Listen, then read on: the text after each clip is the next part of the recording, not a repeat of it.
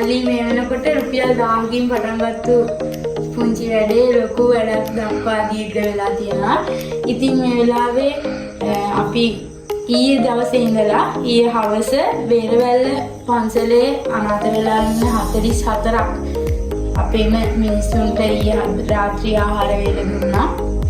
ඒ දීලා දැන් අද උදේ අපි දෙනවා වල්පොලකන්ද පන්සලට. වල්පොලකන්ද පන්සලට මේ වෙනකොටත් කිසිම සහනාධාරයක් ලැබිලා නැහැ. ඒ කටියට කෑම තමයි ලොකුම ප්‍රශ්න වෙලා තිබුණේ.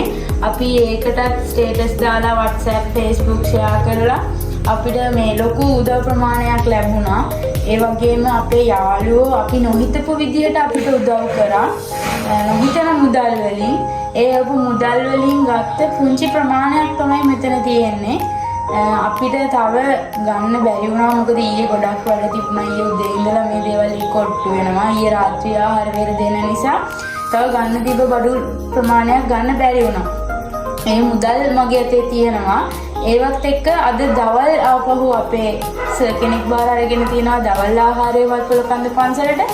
ඒ ආහාර වේලත් එක්ක අපි අත්‍යවශ්‍ය කරන බෙහෙත් එතකොට අපි MOH එකත් එක්කත් කතා කරලා ඒගොල්ලෝ දීලා දුන්නට පස්සේ තව අත්‍යවශ්‍ය වෙන බෙහෙත් ටිකක් තවත් වියලි ආහාර බෙඩ්ෂීට් වගේ දේවල් ටිකක් එක්ක අද දවලුත් නැවතත් වල්පොලකන්ද පන්සලට යන්න බලාපොරොත්තු වෙමින් ඉන්නවා.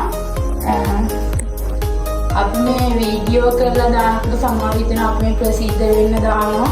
එහෙම කියලා එහෙම දෙයක් නෙමෙයි මෙතන තියෙන්නේ. කට්ටිය හිතනවා වගේම අපි පේන්න දාන්නේ තව කෙනෙක් මේ වගේ දෙයක් කරන්න පෙරඹෙන්න. වෙන කිසිම හේතුවක් නෙමෙයි අපි මේ වීඩියෝ කරලා දාන එකම පරමාර්ථය තව කෙනෙක් මේ වගේ දෙයක් කරන්න.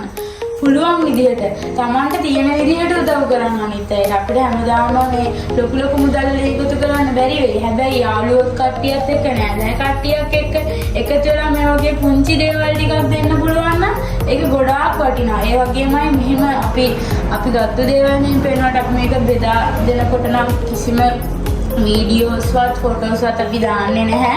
මොකද අපි වගේම මිනිස්සු ඒගොල්ලෝ අසරණතාවයට පත් වෙලා ඉන්න ළඟට තවත් අපහසුතාවයට පත් කරන එක ඇත්තටම වැරදි. ඉතින් අපි මේ ගත්ත දේවල් විතරයි පෙන්වන්නේ. අපිට ආරංචි වුණ හැටියට වල්පොලකන්ද පන්සලේ ලදරු කීප දෙනෙකුත් ඉන්නවා. අපි ඒගොල්ලන්ටත් පුළුවන් විදිහට පැම්පස් ගත්තා.